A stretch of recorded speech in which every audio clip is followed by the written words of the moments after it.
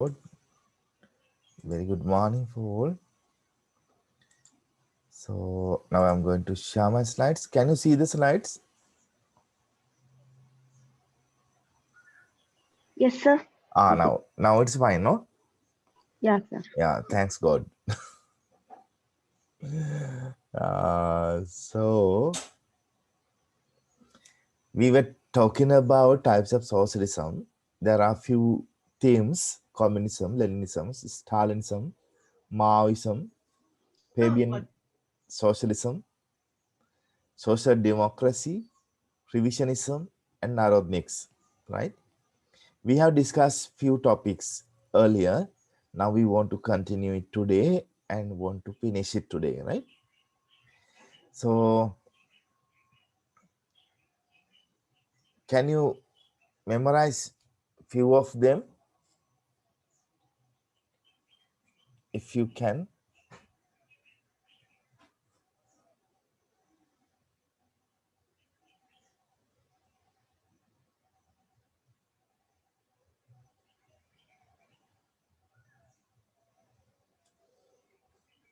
Just for the memory, according to classic Marxism, proletarian revolution is very important, right?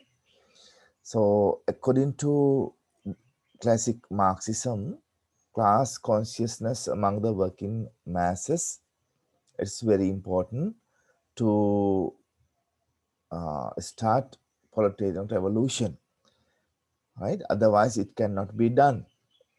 The further, they don't like to see coup d'etat, or they don't like to advise, they don't like to have coup d'etat, like conspiracy, which recently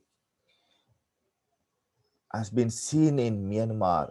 The military came into power, capturing Aung San Suu Kyi and democratically elected politicians and the government officers, right? Such an incident is called as coup d'etat. But according to classical Marxist or Marxism, they are not advising to do a coup d'etat. According to their advice, class consciousness among the working class must be there. On the basis of class consciousness, proletarian revolution should be done. But eventually, it must be a mass insurrection, not like a coup d'etat of the small group of people or a small group of friends, right? The revolution must be a mass insurrection. It means it must be a mass movement. So according to Marxist or Marxist type revolution was firstly taken place in 1917 in Russia under the leadership of Bolshevik and V.I. Lenin, right? So it is called October Revolution, another name for the Bolshevik Revolution in Russia. It is called Bolshevik Revolution in 1970. However, laws of historical and social development, historical understanding through the scientific method, dialectical materialism, according to communism or Marxism or scientific socialism, according to their point of view, the history can be understood through the lens of dialectical materialism. Through the lens of materialism, but what type of materialism? It is dialectical. Dialectical means that material or material forces have two versions. That's the meaning of dialectical. Two versions in the same time. Dialect. Two versions in the same time. It means in one moment, if you think about a one moment, uh, the something is exist, but at the same moment, it is not.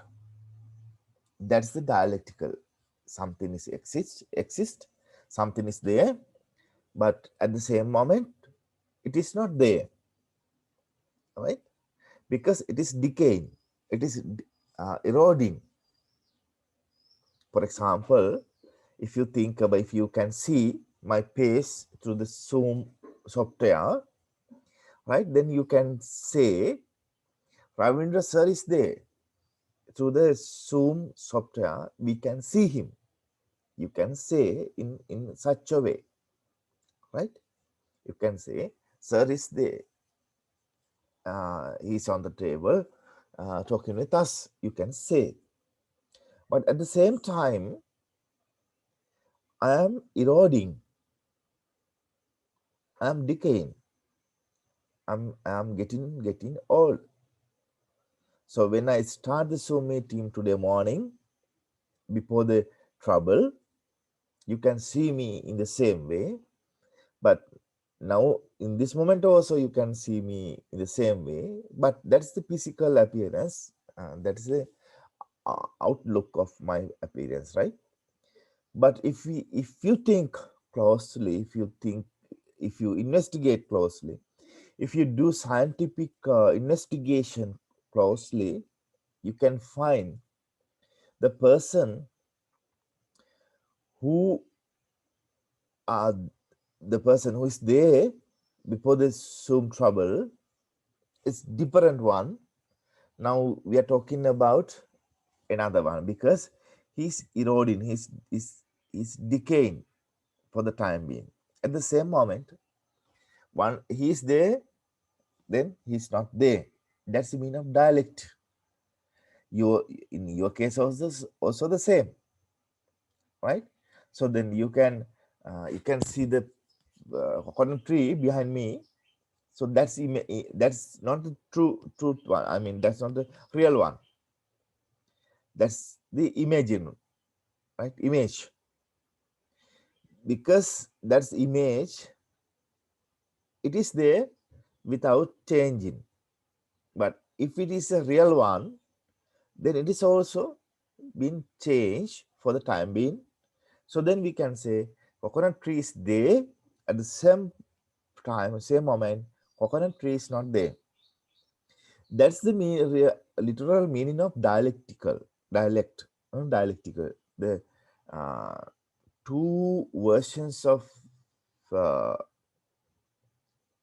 meaning and appearance, right?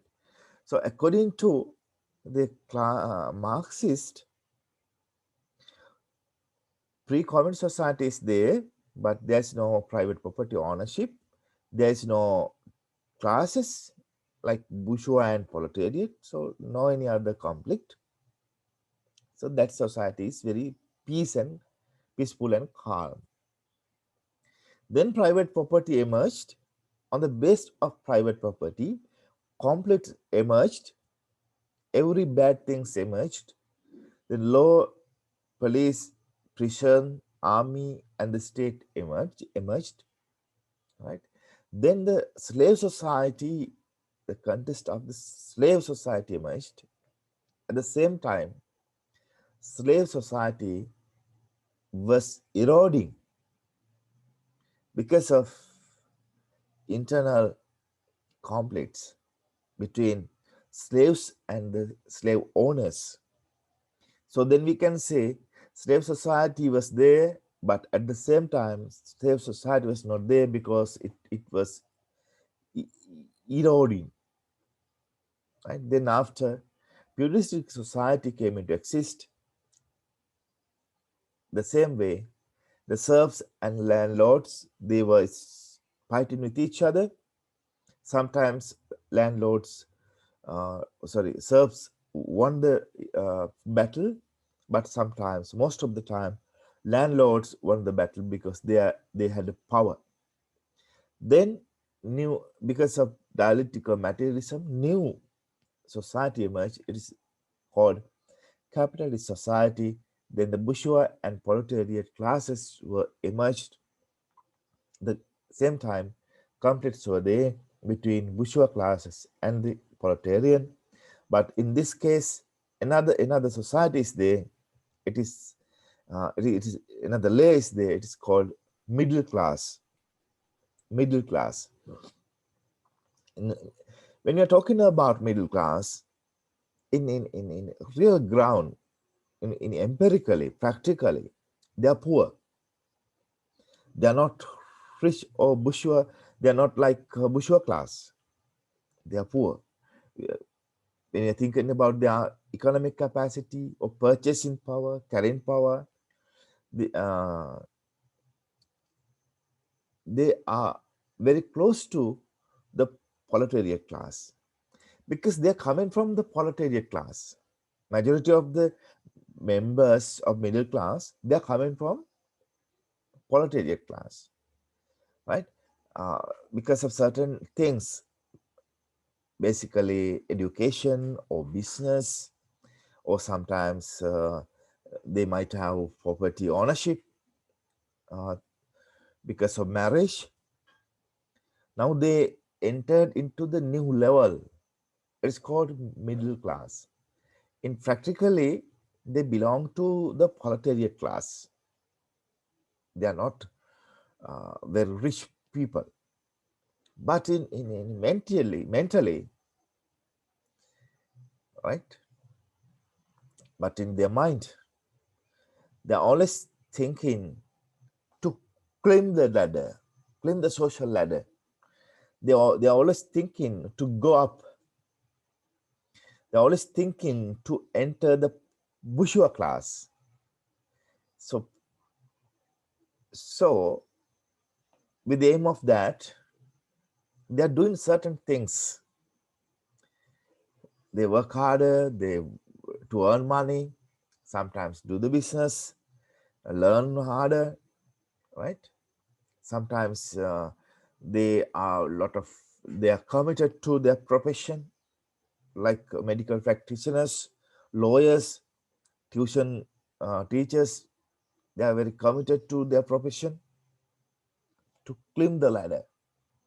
They want to have certain things like bourgeois class, the people, those who are in bourgeois class, uh, like when, I mean, the people, those who are in bourgeois class, they are enjoying certain things, right? They have money, they have land, they have property, they have business, they have social contracts, they have many relationships with politicians, those state level politicians, I mean, big level politicians, the military persons, so sometimes the religious leaders, sometimes international connections, right? So when they have free time or leisure time, they are going out. It means they are going to foreign countries to enjoy the life, to enjoy their freedom. They are going to club to enjoy their life. They spend a lot of money for their daily expenses.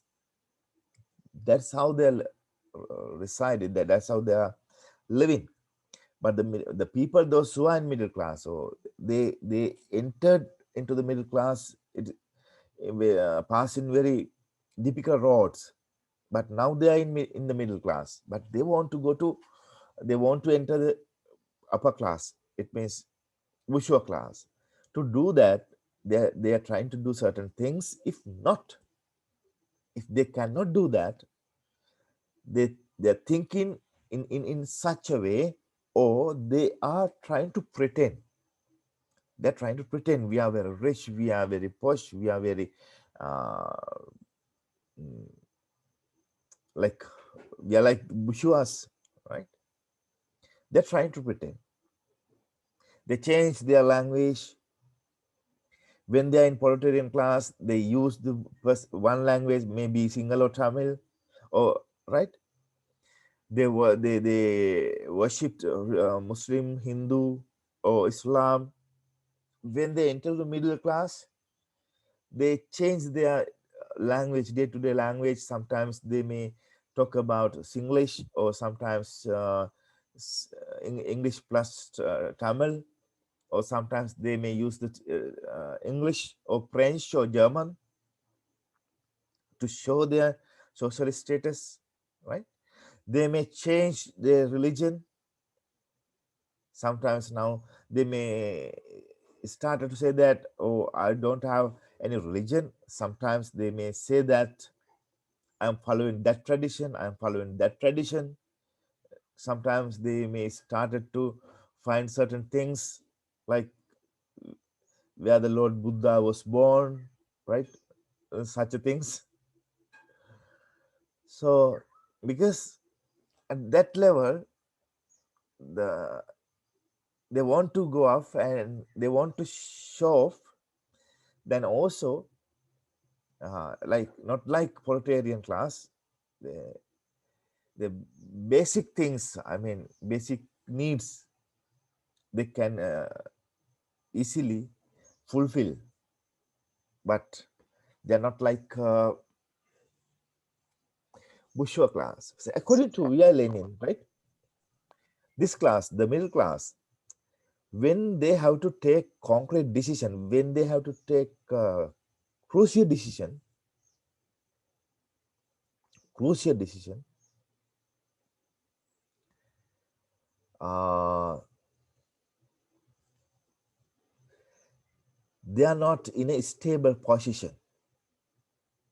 Sometimes they may bias to proletarian class. Sometimes they may align with bourgeois class, because their position is very into bourgeois and the proletarian, because they are not having stable mindset. So that's the definition of middle class, which was done by Lenin, the prominent Marxist and the statesman. So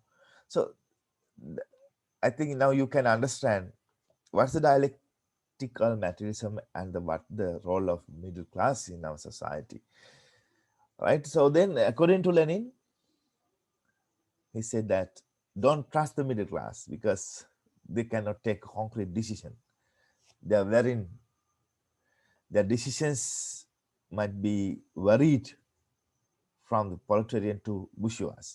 Most of time, they might be aligned with the bourgeois classes because they want to see a peace and calm social order. They want to see uh, the what is called one law, or I mean, smooth functions of the law, smooth functions of the society. So if there is something unusual like proletarian revolution, they don't like to see it. Actually, they don't like to accept it. Right? They want to have very decent, calm, and quiet social life, to enjoy the life, enjoy the social life. Therefore, Marxists, they do not put their trust on uh, the middle class. We have discussed these things. Then Leninism, political leader, political thinker. He highlighted the several things: proletarian revolution, proletarian dictatorship. It means, as you know, the state is there in social society. Uh, it is called proletarian dictatorship, right? According to Lenin, within one day or 1 week or one night, so pure communist society cannot be achieved. It takes some time. It requires certain time period, because the well-developed capitalist society is in here, then the pure communist society is there. Between these two, there must be a transition period, transition social contest.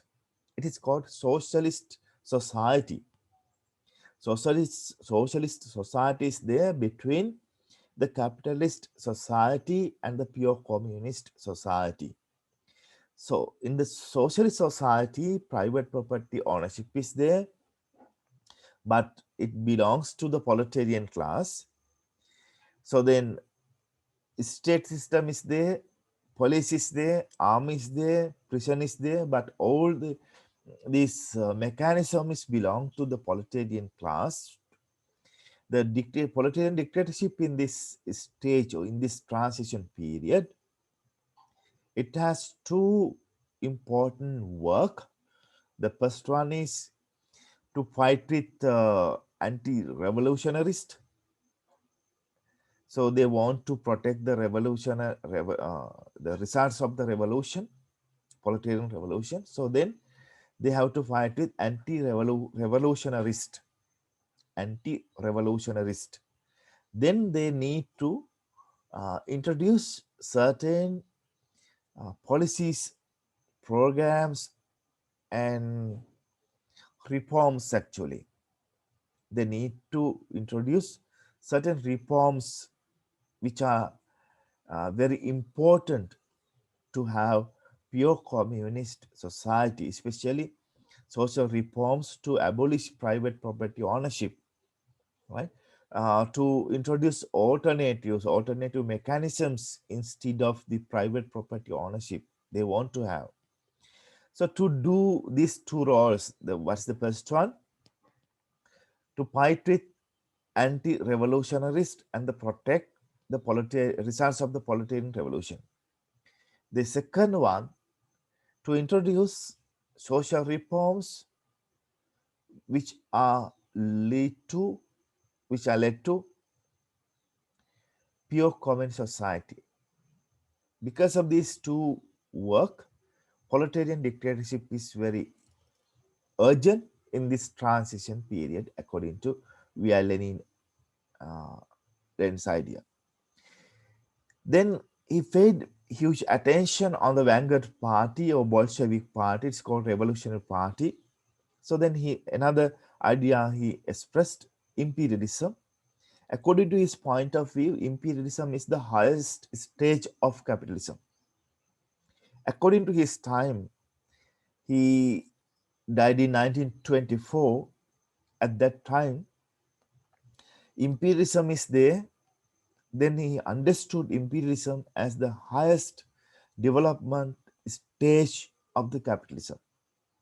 But now we are in 2021. Now we know that capitalism has developed beyond certain stages, beyond the imperialism. Right nowadays, especially after 1970s or 1977, we are talking about globalization.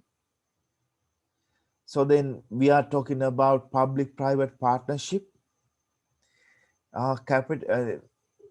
In this context, we are having well-developed stock market system, right?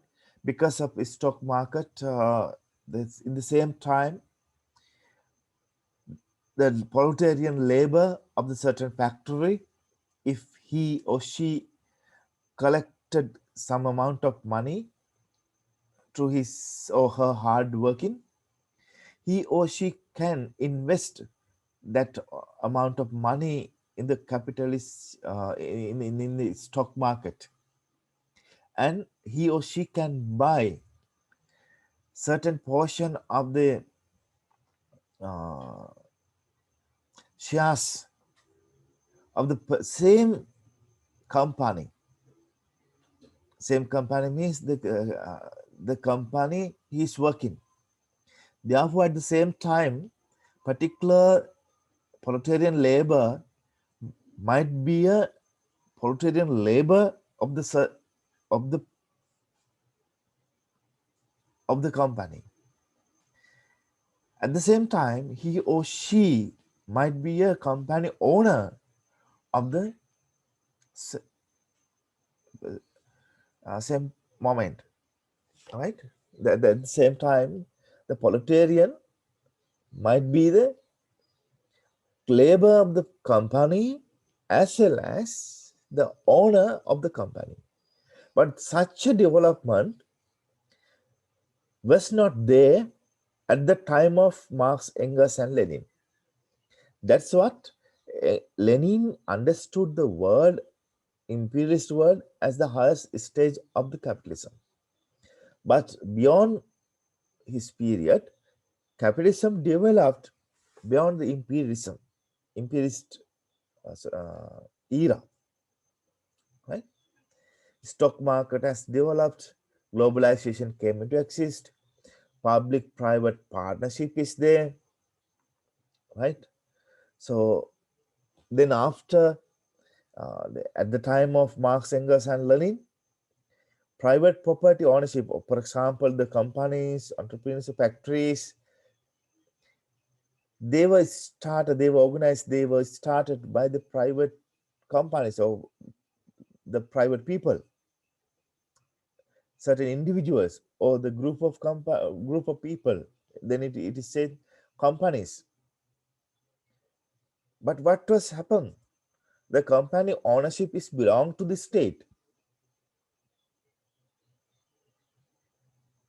right? Then it's called state. Company ownership is belong to the mm, a state. Then what would be happen, right? Certain development in this area has have been seen in recently public private ownership. So newest concept is open government partnership.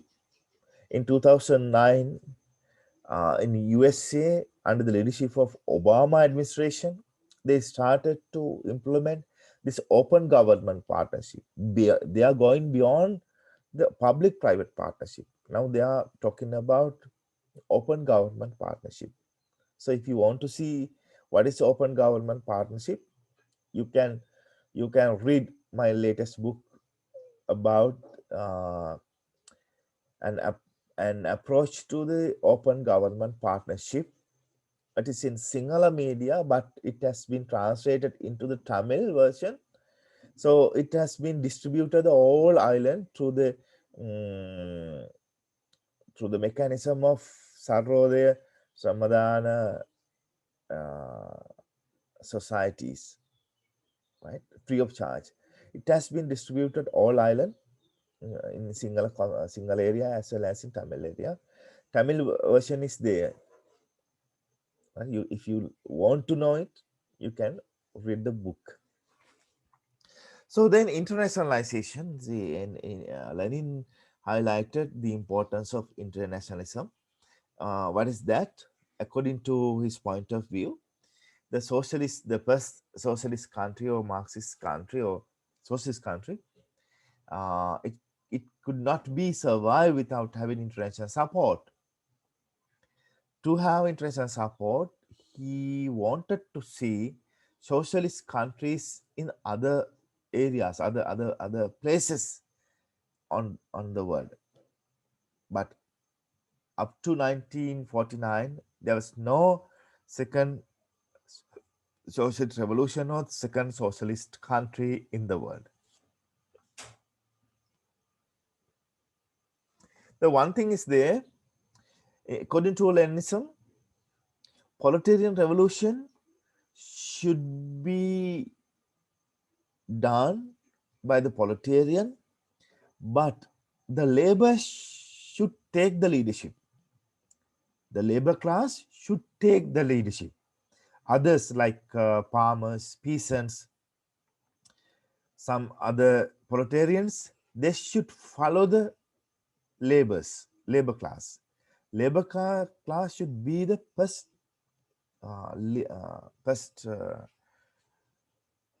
leaders of the revolution. That's very important one. But Stalin, he's very practical man. He couldn't see the second socialist country until 1949. Then he introduced another concept. It's called socialism in one country in 1924. He said that second revolution introduced 5-year plans. He contributed to have rapid industrialization, to the collectivized agriculture, to establish collective farms, collective industries.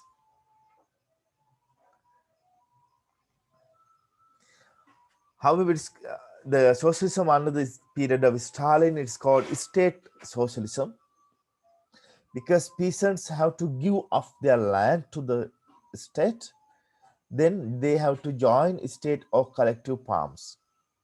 They cannot keep private property ownership. For example, they cannot keep private land for their ownership. They have to give it up for the collective farms, or they have to give it to the state. Then the state is there to organize and to do everything for the collective farms and collective industries. That's what. That's why it is called state socialism. He cancelled capital market system. He introduced a system of central planning. It's called State Planning Committee, GOS Plan, State Planning Committee. It is there to monitor each and every activities of the economy, planning, implementation, evaluation, distribution, and everything had been done by the decisions which were made by the State Planning Committee. Supporters were appointed to influential positions. That's his administration, Stalin's administration.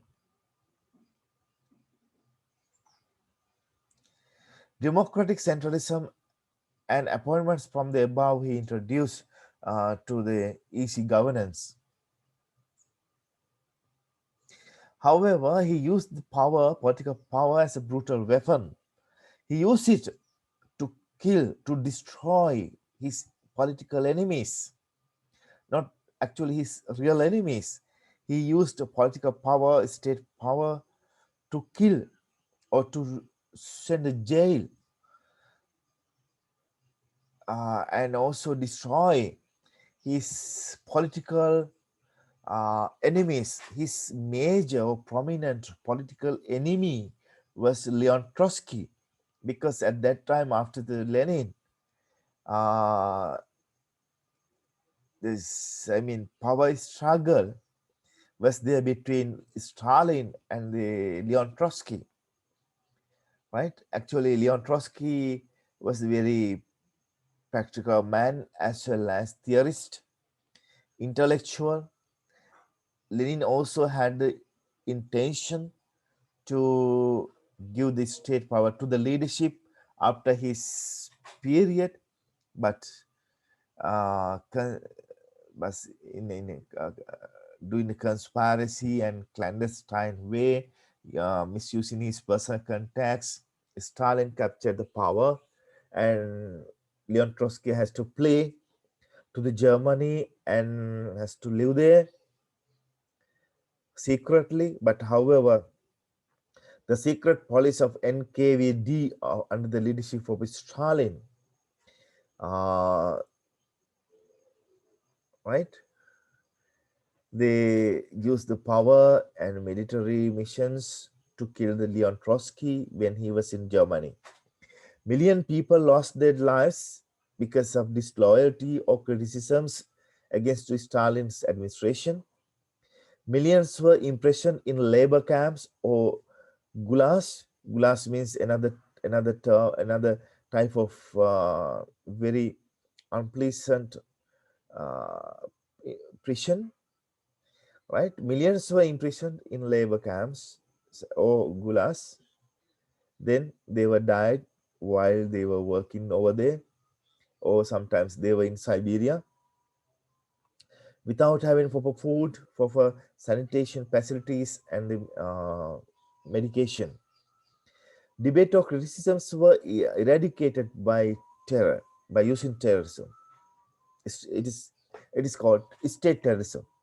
Actually, he used the state terrorism to suppress the criticism and disloyalty against to Stalin.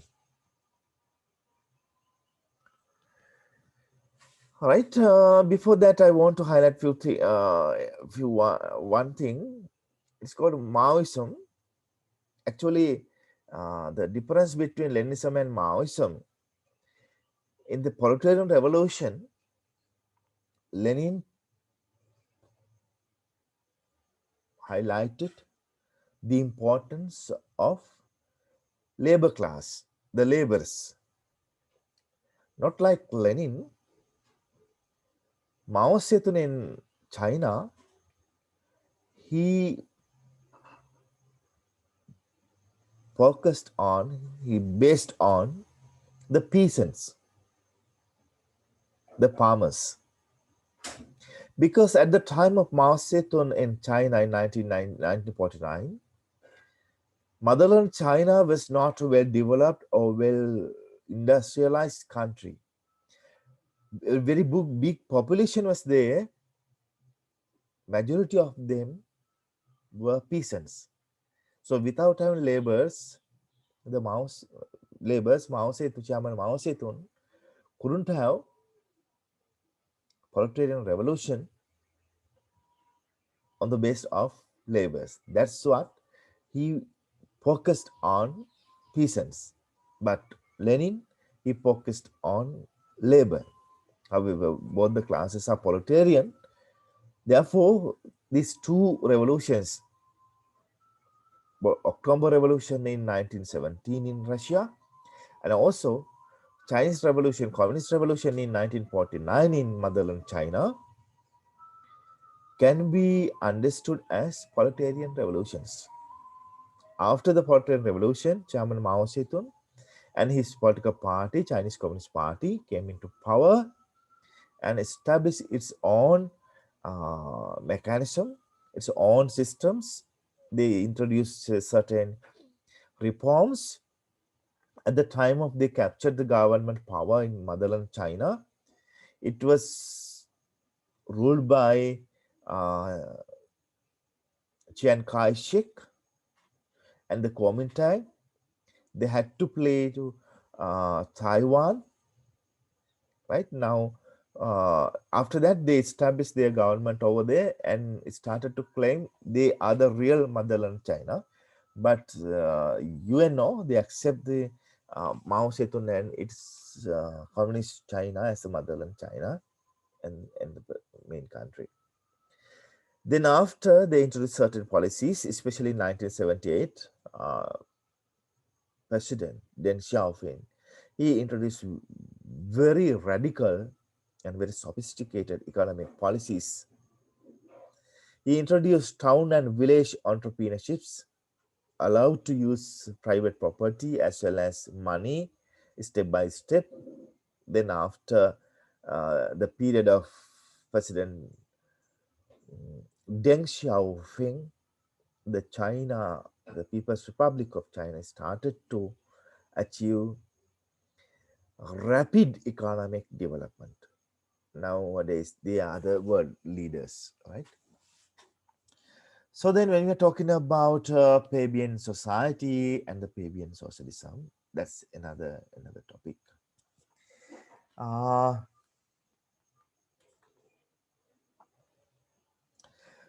Actually, it is socialist movement and theory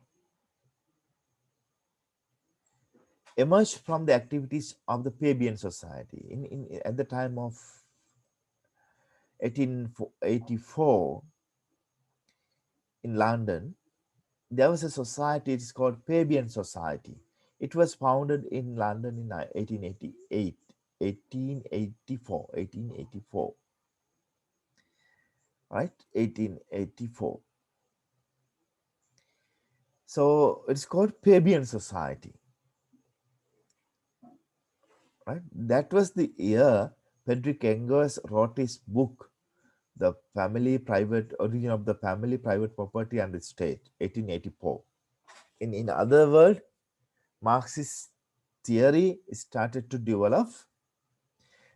At the same time, in England, there was a certain think tank or study group. It is called Fabian Society. It was founded in 1884. Then they have certain ideas. Fabianism became prominent in British socialist theory in 1880s.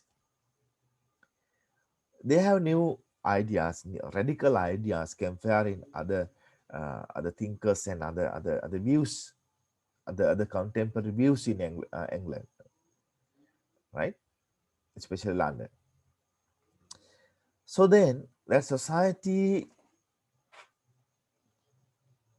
started to influence to the England, especially their socialist views, their radical views to the society. Prominent Fabian socialists were Beatrice Webb, Sidney Webb, George Bernard Shaw, H.G. Wells, Drummond Shields, Dr. Annampere in Sri Lanka, Harold Lasky, right? So, because they are the students of Sidney Webb and Beatrice Webb, especially Dr. Drummond Shields, the Donoughmore Commissioner. He came to Sri Lanka in 1931 as one of the Donoughmore Commissioner. He was the very close and very favored student of the of Sidney Webb, right? Prominent scholar, prominent thinker, prominent Fabian socialist, Sidney Webb. That's why he was continuously trying to introduce universal franchise for Sri Lanka, for the Ceylon, not Sri Lanka, because they accept parliamentary politics, not like revolutionarist politics. That's the difference between Marxism and the Fabian society, Fabian socialism. Marxists, especially classical Marxists, they strongly believe the the importance of proletarian revolution. But the Fabian socialists, they did not accept proletarian revolution. They accept parliamentary politics. They reject the revolution. They reject revolution. They believed the importance of education and universal suffrage as the main tools for socialism. Education and the universal suffrage as main tools for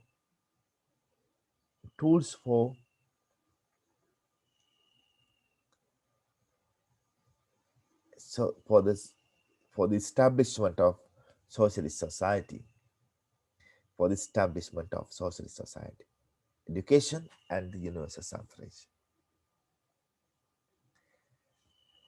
Sidney Webb participated to form the British Labour Party. Actually, when the British Labour Party was started, Sidney Webb was the key thinker, providing theoretical and intellectual capacity, theoretical intellectual motivation to the development of British Labour Party. He helped to write its constitution in 1980s. Its constitution means the British Labour Constitution of the British Labour Party. Then German Social Democratic Party in Germany in 1875, the largest party in Germany in 1912. That's also another Fabian socialist party in the world, German Social Democratic Party. And that was their influence on the society. Especially British Labour Party came into power, they start to follow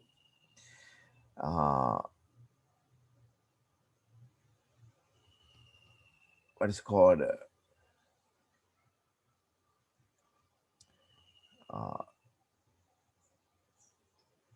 certain policies regarding colonies. Actually, they wanted to give up them. That's how British Labour Party, when they are in the power, the colonies like India, Sri Lanka, and others, we received certain things. Sometimes we received our freedom, sometimes we received universal franchise, and so on. Right?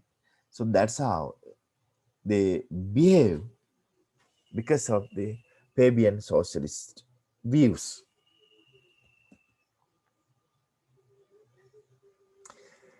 Then another one, it's about social democracy.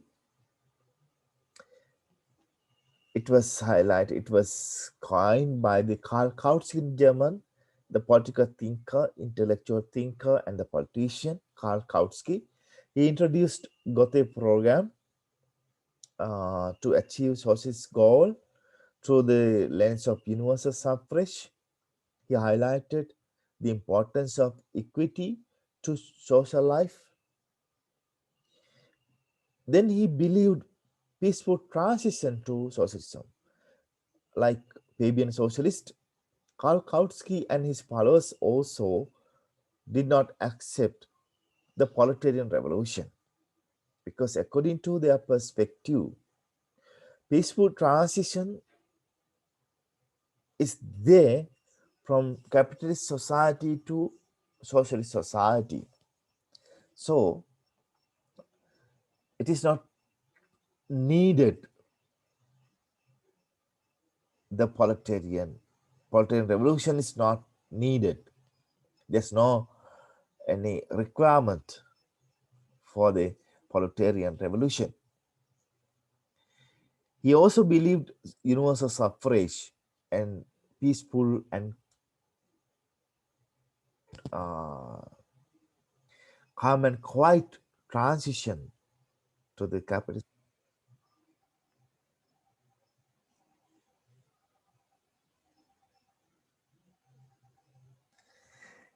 According to social democracy, no need to abolish capitalism because it can be transformed. How? Capitalist society can be changed by giving humanized pace to the capitalist society. According to Karl Kautsky's perspective, market economy and state intervention is there.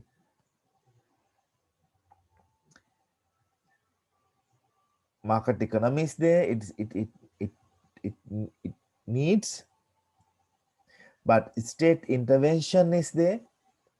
It also needed through that way. Socialist economy can be built up. Revisionism. Shamila, can you give the term for revisionism in Tamil?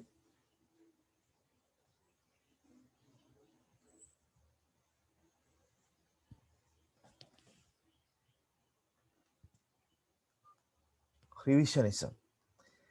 However, it was introduced by Edward Bernstein at the time of Violen's period. They also believed evolutionary socialism in 1898. They also reject the proletarian revolution because they're largely empirical, not like great thinkers or theorists. Rather being greater theorist, Edward Bernstein and his followers or revisionist, they're largely empirical. According to their point of view, capitalism is no longer there. It will be transformed. Capitalist form will be transformed. New versions will be coming. According to point of view of Edward Bernstein and his followers, then it's called revisionism. Know the system of naked class oppression. According to their point of view, there is no class oppression on the proletarian class. No two great classes like bourgeois and proletarian. No bourgeois and proletarian classes, so then there is no class oppression, as Marxist highlighted. According to their point of view, capitalism might become complex. As I mentioned before, joint stock market came into exist. Ownership of number of shareholders, no single powerful industrialist, salaried employees are there. technicians are there, government officers are there, professional workers are there.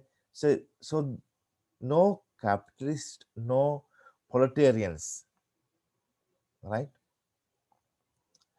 So that's what they wanted to highlight. They are very much empirical. Extension of legal protection, welfare systems, well developed welfare systems are there. When we're talking about Scandinavian countries or well developed countries, especially in England and also Scandinavian countries, they are very much advanced in welfare system for the workers. Nationalization of major industries, as I mentioned before, some industries were taken into uh, the fully administration of the government. Then how we can find the bourgeois class over there peacefully and democratically transformed certain systems. Revisionism had a great impact on the party's practical policies. The term revisionism came to be used by communists as a label for certain types of deviation from established Marxist views, because they seriously criticized the ideas and views of revisionists.